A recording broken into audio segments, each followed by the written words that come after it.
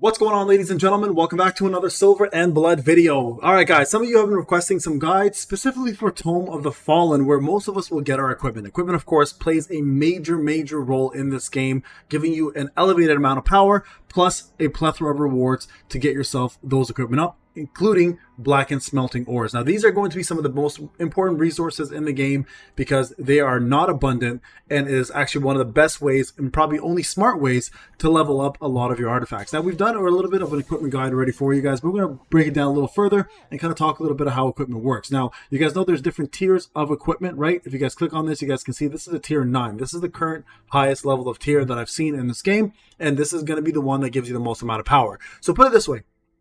The higher level of tier, the more the stats, right? So if we look quick example of what I'm talking about here, if I were to go to my inventory, and if you take a look at, let's just say equipment right here, right? This is a tier 6, for example, helmet. You guys can see it's 1056 with attack 216. If we'll find a tier 5 now helmet, let's see if I can find a tier 5. Do I have a tier 5 helmet? Let's see. I don't. Oh, here we go, tier 5.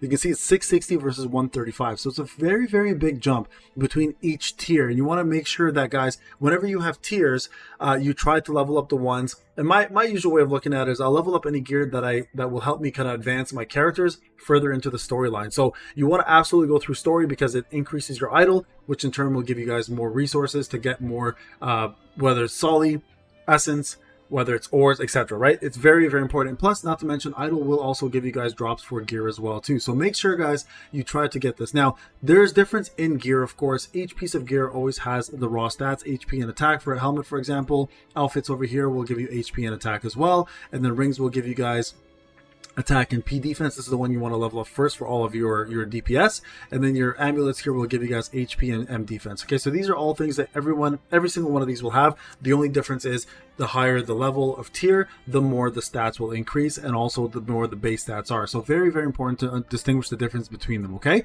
now in regards to bosses, there are a couple bosses that you're going to want to farm in the beginning. The first boss is going to be very straightforward. The Zagon, the Insatiate Spirit. That one's easy. That was not a problem. So I'm not going to make a guide on this one. I will make a guide afterwards for Armored Spirit, the Soulless. I feel like this is an easy one to do, and that you can actually use SRs to beat this, and I might make a free-to-play friendly guide on this one. But what I want to focus on today is actually gear that I need. You guys can see right over here, I don't have Restless Spirit 2 on open, but I do have Restless Spirit 1, and today specifically is Clive. Now, if you guys know Clive the boss, if you guys remember Clive, that is the werewolf that's got a giant sword in his chest, right? So this boss here, the reason why I want to do him is because he drops epic gear that are tier 8 and below, and this epic gear is what's going to matter the most. Now, keeping in mind, of course, that tier 7 has factional gear here, okay, and then you guys can see anything that's tier 8 does not have factional, so no tier 8 factional gear will drop from this boss. That's very important to distinguish, so don't expect that to happen at all.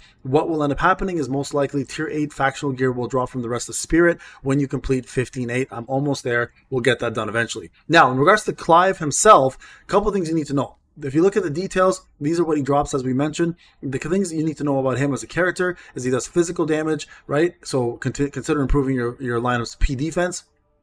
And then over here, enemy has strong M defense. Consider using physical attack dealers to do most of your damage. Now, with that being said, there's a couple of units here that are going to help you through this. You can look at the boss's like actual setup, and you can see here, deals 2 instances of physical damage to an enemy in a cone ahead. Clive is immune to control, attack speed down, and damage taken up effects. So those do not work. Don't bother bringing anybody that has that, okay? Throws a jagged stone, dealing physical damage in a cone. The further the enemy is, the greater the damage. So this, you want to actually gather everybody, and this is where characters like Stony-Eyed Iona play a really big role by gathering your units in one little silo. That way you're not having to worry about getting more damage taken from that. All right, increases hypertension.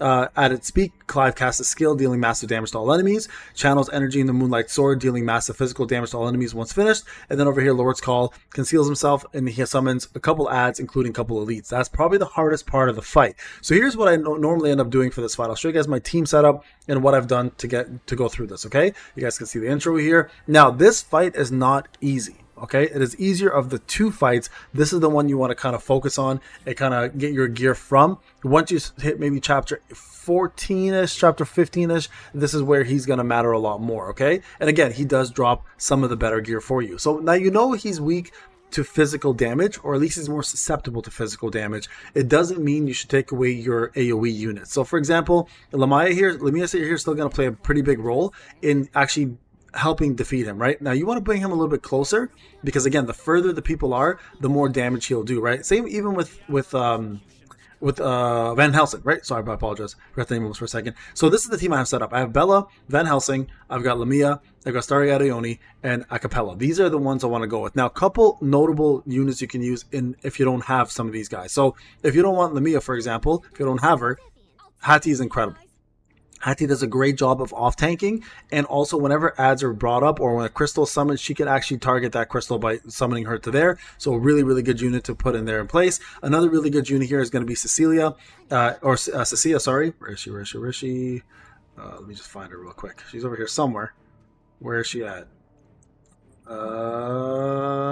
Bear with me, guys. Just gotta locate where she's at. There she is, right there. Okay, great unit because she does great AoE damage. Plus, will kill off those ads. The main thing is gonna be ad control in this fight, outside of damaging him, of course, right? So those units I recommend at least. And for physical damage purposes, Gilrain's actually a fairly decent one to have as well too. And also, if you have, where is he? Oh, there she is. Okay, T-Hattie, really, really good for this fight as well too. So if you're looking for physical damage increase, you guys can add these units as well to help you do some dots and some damage on the opponent. But for now, I'll use this team and kind of show you how it's set up. Here's the order of operations. We go Acapella, Starry-Eyed, and then we use Lamia. And then hopefully this will get you going. Now, instead of Lamia for this part, I actually end up using, most of the time, I let this grow a little bit. End up using, what's his name? Van Helsing instead, okay? So watch. So we're going to do this. Quickly improve this up now. There's one. Now I'm going to gather everybody here. Okay, this is important to gather, right? Gather everybody close. Bring everybody together. And then Van Helsing over here will take... Now, Acapella is the furthest out. She's going to take a little bit of damage because of that, but that's fine. So here you want to make sure Van Helsing will break that quickly. That hypertension will not go off, okay? Here we're going to use Lamia just to cause some damage. I'm going to times 1 this. And then over here you want to start this again. This time we're going to summon Bella's to get the Blood Moon going. And this ad here is great because it helps you kind of survive a little bit more damage. You guys can see over here, he's doing some AoE. This is where Acapella comes in. Now, Seth is a great option as well. If you have a Transcendent or an Ancestral unit by the name of Seth, really good unit as well, just for the healing purposes. But again, she should be able to get the job done for the most part to keep you guys alive, okay? Now, this part here is important. You don't want hypertension to go off. Now, because I don't have Van Helsing right now, I'm going to go ahead and use Lamia. That'll destroy it. Do not let that go off. Okay, that will actually end up killing you guys if you do. So here, important, another thing you want to do is make sure you pop him off. And this is the ad phase I was referring to. Okay, these guys will hit very, very hard. So you want to make sure that everyone is gathered. Okay, so try to get everybody killed here, and then gather everybody up. And then you can go back to killing these guys. And this is important because now you have her close by as well. Okay, this is where Lamia is going to come and play here and help you kind of kill these things. And this is why I bring her to this fight. So having at least one AoE unit to help you through this is very, very smart. And you're going to need to make that happen. Okay, here's Acapella's. And then we're going to do one more here. And go ahead and bring Van Helsing back up to full. You can see he's not doing too much damage. Like, it's okay to keep him occupied while you kind of gather all of your units' buffs in here. And kind of get people, like, kind of maxed out before he pops in. There he is. He's back now. Now watch what he does here. He's going to summon a little crystal on the ground. Okay, this is his next phase. He's taking the sword out. Now he's going to do mass amounts of damage. Okay, and then he's going to drop a crystal on the ground, which you need to destroy. And this is where Hattie comes into play really well in this fight. All right, here we go. Okay, so now there's the crystal. You guys see it, right? Right there. That needs to go.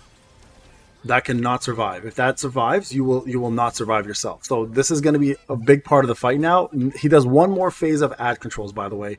So he's going to probably get hypertension off this point because I don't have enough here to finish him off. And he's just going to hit way harder. Okay? Very important to note that part. He will start hitting very hard at this point. So if you can't beat that part, you're now going to take a lot more damage. Okay, we're going to do this quickly. And we're going to just try to get Blood Moon up and get a shield up as well. Okay? We're going to take some damage. I'm going to let this run its course a little bit. Because he's shortly going to summon another one of his crystals. So get ready with Lamia on that one, okay? Here it is, another hypertension. We should be able to kill him off before he does this. There it is. He's going to drop one of his crystals shortly. There it is again. You guys see that, right? Now, we can overdraw Bella here as well. And Bella might be able to stun that. I don't know if that's actually stunnable. I don't think it is. But it'll do some damage at least. And here we're going to go ahead and do a shield because that right there is going to cause a mass amount of damage on us. See? So you want to make sure you have a shield up at least to kind of supplement some of that damage. And then if you have Seth here, it would be great to just get one of those off. But here we are. We're going to go ahead and do Van Helsing again.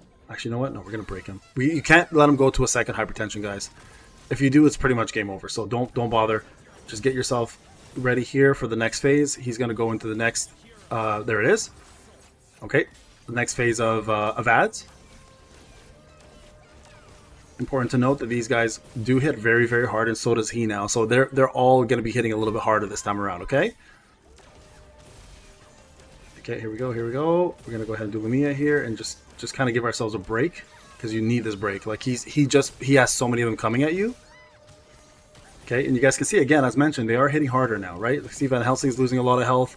So at this point, it's almost pivotal to survive. So get a shield up.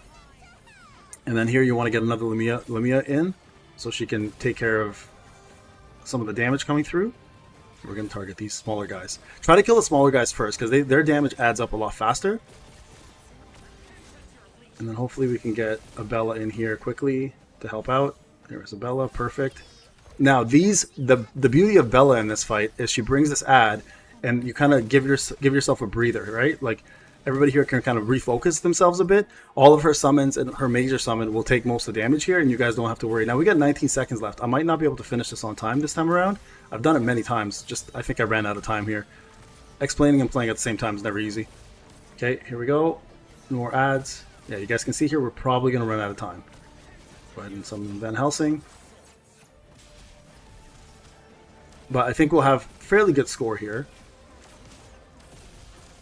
Yeah, you got to kill those ads there because they summon the small dogs. You guys can see we almost got to the end. But here you guys go. There's all the gear, again, that's dropped.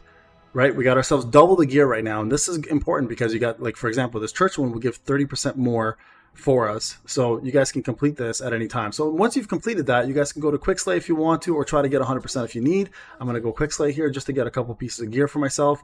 There's a nice one for my Bloodborne. I got a lot of Bloodborne units, so this is going to be great for them. There's another one there. This is amazing. So this is all going to be great gear. Now, if I go back and show you guys the difference in stats, you'll see in a couple seconds that this event is a must-have. So you guys can, if you guys can beat Clive, guys, feel free to do so and try to take advantage of that's going on. Now, if I go back here, as mentioned, some of my gear here is not, like for example, not factional. Look at that. 0 and it already went up, and that was versus a level 4, right? So very important to note that factional gear will give you way more stats. All right, guys, thank you so much for watching. I'll see you guys in the next video. Take care.